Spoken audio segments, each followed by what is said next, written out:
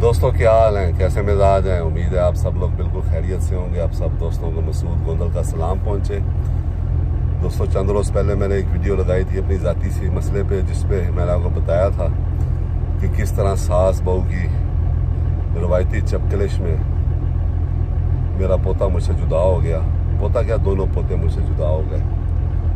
तो और जिस दिन मेरी बहू और मेरे पोते गए, उनके वालिदैन गए, उसके अगले दिन ही मेरी बीवी जो है वो मिसेज़ मेरे बड़े बेटे अहमद को, जो कि स्पेशल बच्चा है, उसको भी लेके होंडा क्रॉस रोड में चली गई। तो वो जब वहाँ से गई तो वो वहाँ से फिर मुझे 5-6 घंटे बाद फ़ोन आया मेरे वाले साहब का। तो वो हमारे गांव चली गई, जो मेरा भाई घर है वहाँ मेरे वाले साहब के पास। और फिर मेरे वाले साहब ने काफ़ी बातें की होंगी, ज़ाहिर है इसने, मेरी बीवी ने भी काफ़ी बातें की होंगी उनसे। तो एक रात ये वहाँ रहे। मेरे वाले साहब ने मुझे बताया कि वो यहाँ आ गए और रात यहाँ रहेंगे। तो अगले दिन सुबह फिर मेरे वाले साहब का मुझे फ़ोन आया, भाई मेरी उससे काफ़ी डिटेल में बात हुई है, तो गलती तमाम फ्रीकैन की है, उसमें उन्होंने मुझे भी शामिल कर दिया। मैंने कहा चलें ठीक है, आप कह रहे हैं तो सर आंखों पर। तो उन्होंने कहा यार मैं चाहता हूँ अब कि ना ये मामला सुलझ जाए। मैंने कहा मैं तो बिगाड़ना ही नहीं चाह रहा, सुलझ आप सुलझाना चाह रहे हैं तो सुलझ जाए। तो उन्होंने कहा जी वो आपकी मिसेज ये कहती है, बहू हमारी जो मेरी बीवी है वो ये कहती है, या मसूद से कहें कि वो अपना गुस्सा ख़त्म करे और कम से कम मेरे साथ ठीक हो जाए। वो सबसे नाराज़ है बहुत ज़्यादा। तो मेरे वाले साहब ने कहा मेरी ख्वाहिश ये है कि तू उसके साथ ठीक हो जाए। मैंने कहा अबू आपका हुक्म सर आंखों पर, तो मुझे कोई मसला नहीं है, मैं तो बड़ा सुलझू किस्म का आदमी हूँ। तो उन्होंने कहा चलें ठीक है, ये वापस मरी आ रहे हैं आज, तो लड़ना नहीं है। मैंने कहा चलें ठीक है, मैं नहीं लड़ता। तो वो वहाँ से निकले दोबारा। वो तकरीबन 4-5 घंटे का फासला है वहाँ से, मरी घर से हमारे आबाई गांव मंडी बहाउद्दीन का। तो मैं उस दिन चूँकि काफ़ी काम कर रहा था, तो मैं 12 को जा रहा था, तो ये लोग आ रहे थे। तो मैंने घर की चाबियाँ दी, तो मेरा बेटा और मेरी बीवी घर चले गए। मैं 12 को चला गया, वो लाइट्स वाइट्स का काम कर रहा था, वो करके मैं वापस आ गया। तो फिर चूँकि घर में काम चल रहा था, तो हम फिर 2-3 दिन वहीं पे रहे, जिसमें लाइट्स लगी, जो रिटेनिंग वॉल्स बन रही थी वो बनी, और काम था। काम तो अभी और भी था। मेरा पासपोर्ट जो है वो US एम्बेसी में आया हुआ है, वीज़ा लग के मैंने कलेक्ट करना, लेकिन मैं जा ही नहीं सका वहाँ कलेक्ट करने। इसके अलावा प्लांटेशन हमने करवानी थी वहाँ पे, नीचे जो लॉन्स वगैरह बना रहे थे, और मट्टी कुछ डलवानी थी। तो परेशानी बहुत थी। तो मेरी बीवी ने कहा यार चलते हैं, ऐसे दुनियापुर चलते हैं अपने घर, और मैं जाके लाती हूँ अपनी बहू को और अपने पोतों को। मैंने कहा 100 बिस्मिल्लाह। तो परसों फिर हम लोग वहाँ सुबह निकले, और 7 घंटे में मैंने यहाँ दुनियापुर पहुँचा दिया।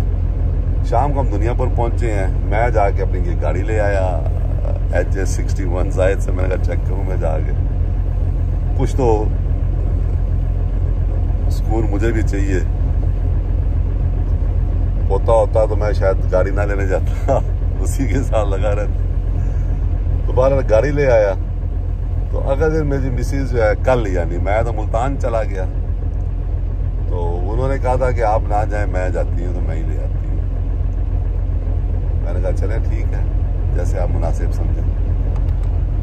तो मैं कल अपनी गाड़ी लेके मुल्तान चला गया, काम शाम करता रहा। उसकी डिटेल आप देख लेंगे किसी वीडियो में। तो वो कल फिर चली गई वहाँ मेरी बहू के मैके। तो वो कोई बदकिस्मती से इतना प्लेजेंट एंड नहीं हुआ उसका। कोई लड़ाई झगड़ा तो नहीं हुआ वहाँ पे। उन्होंने बड़ी मेरी मिसेस कहती उन्होंने बड़े इज्जत एहतराम से पेश आए, वो मेरी के वालिदैन भी और उसकी रिश्तेदार और भी थे वहाँ पे मौजूद। तो बहरहाल बादी नज़र में ये लगता है कि मेरी बहू का गुस्सा अभी ठंडा नहीं हुआ, तो वो फिर उसने आने से इनकार कर दिया। तो मैंने भी अपनी मिसेस को ये कह के भेजा था कि अगर वो प्यार मोहब्बत से आराम से बात समझ जाए तो ठीक है, वरना फिर वापस आ जाएगा। तो मैं मुल्तान गया हुआ था, तो मैंने कहा यार अगर आपके साथ वो आ रहे हो तो मुझे बताना, फिर मैं बच्चों की जो चीज़ें होती हैं ज़रूरियात ज़िंदगी, जैसे दूध है, पैम्पर्स हैं, ये लेता आऊँगा मैं। तो उसका मुझे मैसेज आया वो नहीं आ रही, तो मैंने कहा चलें ठीक है, कोई मसला नहीं है, अल्लाह कारसाज है। तो इस वीडियो को बनाने का मकसद ये था कि बहुत सारे दोस्त अहबाब अपडेट पूछ रहे थे, और मुझे ऐसा लगा जैसे जब मैंने वो वीडियो लगाई कि मेरे जो फैंस हैं या मेरे जो फॉलोअर्स हैं, they are just like my family. यानी मुझे हज़ारों की तादाद में व्हाट्सएप आए, मेरे नंबर्स पे कॉल्स आई, अभी तक आ रही हैं। मुझे कुछ लोग पर्सनली आके भी मिले, और उन्होंने ना सिर्फ मुझे मेरी ढारस बंधाई, तसल्ली दी और कहा मसूद साहब ये हर घर का मसला है। और उनमें से कई ऐसे मसाइल उन्होंने अपने बताए कि मैं समझूं, वो एक इंडियन फिल्म है ना, उसका गाना है, दुनिया में इतना गम है, मेरा गम कितना गम है, औरों का गम देखा तो अपना गम भूल गया। ऐसे ऐसे मैंने किस्से सुने लोगों से, दोस्तों से, कि मैं अपना गम भूल गया सही मायनों में। तो मेरी उन अपने तमाम दोस्त, फैंस, अहबाब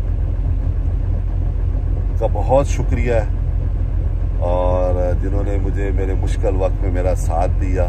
एक मुश्किल वक्त में कोई आदमी दो लफ्ज़ ही आपसे बोल लेता है, वो भी बड़ी बात है आज के मसरूफ ज़माने में। तो दोस्तों ने तो बहुत आगे जाके काम किया, फैंस ने और दोस्तों ने और अहबाब ने, उन सब का बहुत शुक्रिया। और मैं एक बार फिर सबको बताता चलूँ, मेरा जो पोस्ट था ना पहला, उसमें बहुत सारे लोगों ने कहा कि आप जो है ना बहू को अलहदा कर दें, और कुछ ने मेरी जो ख़वातीन है ज़्यादातर उनका ये पॉइंट ऑफ व्यू था। तो भाई मेरे लोग कहें जी, कुछ दोस्त कुछ कमेंट्स करने वाले ये थे भी दादा का तो पोते से इतना रिश्ता होता ही नहीं है, वो तो माँ बाप का ही है, तो वो माँ बाप जाने वो जाने। ओ भाई ऐसे नहीं होता, मेरा जो कुछ है ये सदियों से होता आ रहा है।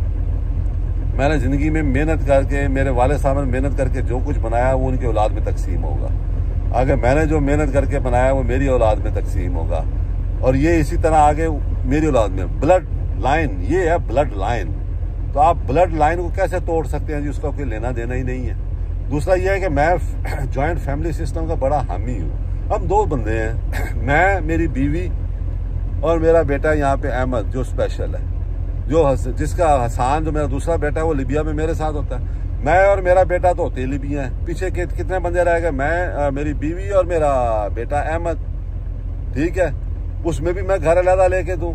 घर में 3 मेड्स काम कर रही हैं। कुछ लोग कहते हैं यार मेड ले दें आप उन्हें, ये वॉशिंग मशीन ले दें, डिश वॉशर ले दें। और भाई सब कुछ है अल्लाह का दिया। घर में 3 मेड्स काम करती हैं, बाहर का काम करने के लिए एक आदमी है, 3 गाड़ियाँ 4 गाड़ियाँ, अभी एक मैंने पिजारो मिनी बेची है, उसके बाद 3 गाड़ियाँ हैं, ठीक है। डिश वॉशर अभी उस घर में लगवाया है मैंने। यहाँ वॉशिंग मशीन है, कपड़े धोने वाला अलहदा बंदा है, बर्तन धोने वाला अलहदा है, खाना पकाने वाला अलहदा है, ठीक है। जिस दिन से मेरे पोते पैदा हुए हैं उनकी हर चीज मैं जो है वो भेज रहा हूँ, ठीक है। अब मेरा बेटा 1 साल पहले बाहर गया है, वो कैसे बुला सकता है? लोगों को अंदाजा ही नहीं कि बाहर सेटल होना कितना मुश्किल काम है। अभी वो गया है, अभी वो वहाँ पे स्ट्रगल कर रहा है, स्ट्रगल करेगा साल 3-4 साल। मैं जब खुद पाकिस्तान से बाहर गया था तो मैं 5 साल 6 साल बाद अपने बच्चों को बुलाने के काबिल हुआ था, इसलिए कि पहले जाके वहाँ का आपने कल्चर सीखना होता है, वहाँ आपने एडजस्ट होना होता है। उसके बाद जब आप वहाँ की लैंग्वेज सीख जाते हैं, फिर काम आपके ऊपर आपकी कमांड हो जाती है, तो फिर आप ग्रो करना शुरू करते हैं। इस सारे प्रोसेस ऐसे नहीं होता, इसमें टाइम लगता है। तो मेरा बेटा भी जब 3-4-5 साल बाद सेटल हो जाएगा तो जाहिर है उसने अपने बच्चे बुलाने ही है। वो भी तो वहाँ मुश्किल में ही रह रहा है ना बीवी बच्चों के बगैर, तो उसने बुलाना ही है, तो वो बुला लेगा एक दिन। और आप आजकल की बच्चियां कहती हैं जी हमें अलहदा घर चाहिए, अलहदा घर चाहिए, अलहदा घर। भाई अलहदा घर जो है ना नौजवान बच्चे तो नहीं दे सकते। अगर आपको अलहदा घर चाहिए और सब कुछ अलहदा चाहिए तो फिर आपको मेरे जैसे बाबे ढूंढने चाहिए बच्चियों को जो सेटल्ड हैं, जो 50 से 60 साल के पेटे में और सेटल हैं। वो तो आपको अलहदा घर दे सकते हैं, अलहदा सब कुछ दे सकते हैं। लेकिन अगर आप कहती हैं कि आपका शौहर जो है वो यंग हो तो वो भाई वो नहीं दे सकता, वो स्ट्रगल कर रहा होता है। यंग जो भी बच्चे पढ़ के निकलते हैं लोअर मिडिल क्लास से, मिडिल क्लास से, वो स्ट्रगल कर रहे होते हैं। हर कोई अनंत अंबानी नहीं है, तो वो स्ट्रगल कर रहा है। और मैं इस स्टेज पे हूँ तो मेरी बीवी ने भी मेरे साथ बहुत स्ट्रगल की। हमारे जब हमारी शादी हुई थी हम दोनों ने मिलके बहुत स्ट्रगल की है यहाँ तक पहुँचने में। तो आप अगर चाहती हैं कि यानी जो आजकल की बच्चियाँ हैं वो अगर ये चाहती हैं कि उनको यानी सब कुछ प्लेट में मिल जाए तो वो नामुमकिन है। उसके लिए आपको अपने शौहर के साथ अगले 10-15 साल स्ट्रगल करनी पड़ेगी, फिर जाके आपको सब कुछ मिलेगा। और अल्टीमेटली ये दिन आता ही है कि हर मियाँ बीवी ने एक अपना अलहदा घर बनाना ही होता है। हम कितनी देर और जिंदा रहेंगे? हम आपसे कम अपने बच्चों से कम 25-30 साल बड़े हैं, तो यानी कितना अरसा मजीद अब उनके साथ रहेंगे। ठीक है, तो ये हर चीज जो है ना ये सोचनी चाहिए आज की बच्चियों को कि जो है वो मिलजुल के रहें और उसी में फायदा है, उसी में ही तरक्की है, इत्तेफाक में बरकत है। एक ही घर में रहें, आप टीम बन जाएं, काम बांट लें। एक खाना बनाने की निगरानी कर ले, दूसरा सफाई करने की निगरानी कर ले। ठीक है, बच्चे मिलजुल के संभालें। अपने बच्चे हैं, जो बच्चे दादी संभालती है वो कोई आया तो नहीं संभाल सकती ना। तो ये चीजें हैं। तो बहरहाल ये वीडियो बनाने का मकसद मेरा उन दोस्तों को अपडेट करने का भी था जो अपडेट पूछ रहे थे मुझसे बार बार फ़ोन करके। और दूसरा मकसद ये था उन दोस्तों का शुक्रिया अदा करना। तो मज़ीद कोई अपडेट हुआ तो मैं आप लोगों को बताऊंगा। मैं अब एक आध दिन में दोबारा चला जाऊंगा इस्लामाबाद। मैंने वहाँ से अपना पासपोर्ट कलेक्ट करना है। मेरा काम पीछे बहुत सफ़र कर रहा है। मेरी कंपनी जो है वो मैं 1 माह के लिए आया था, मुझे दूसरा माह चल रहा है। तो मैं अब वहाँ चला जाऊँगा वापस इस्लामाबाद। वहाँ से अपना पासपोर्ट कलेक्ट करूँगा। उसके बाद मैंने प्रोटेक्टर ऑफ इमिग्रेंट कराना है अपने पासपोर्ट के ऊपर, वो करवाऊँगा। और इसमें कुछ दिन लग जाएंगे। इस दिन में अगर मुझे 4, 5, 6 दिन मिले तो हो सकता है मैं एक टूर कर लूँ। और उम्मीद कोशिश मेरी यही है कि मैं अपने बच्चों को भी साथ, अपने बेटे अहमद को, वो बहुत सफ़र किया है इस पूरे उसमें ना 1.5-2 माह में वो स्पेशल बच्चा बहुत सफ़र किया। तो मेरी ख्वाहिश है कि अगले 5-7 दिन मैं जो है ना उसके साथ गुजारूँ। तो ये अपडेट है दोस्तों। तो बाकी खुश रहें, दुआओं में याद रखें और इत्तेफाक से घर में रहें। इत्तेफाक से बड़ी चीज़ नहीं है और ज़िंदगी छोटी सी है। 60-70 साल की ज़िंदगी है ये, तबई यानी औसत उम्र जिसको हम कहते हैं। वो खुश होकर गुजारें, लड़ झगड़ के गुजारने का फ़ायदा कोई नहीं है। खुश रहें, दुआ में याद रखें। बहुत शुक्रिया।